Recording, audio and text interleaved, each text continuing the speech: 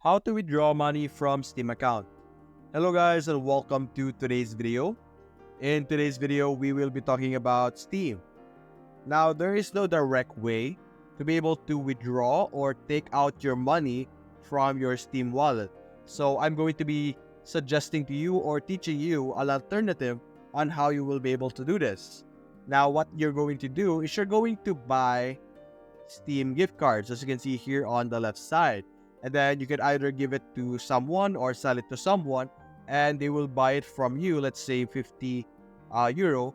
And then once you send them that gift card, then you will be able to receive 50 euro back. So basically, you're going to sell the money that you have in your wallet, then someone will be able to send it to you. Then you can simply choose to get it through PayPal or through cash. And that is how you will be able to alternatively withdraw your money. So all you need to do is select Steam gift cards over here, and you can simply send it through Steam, as you can see here.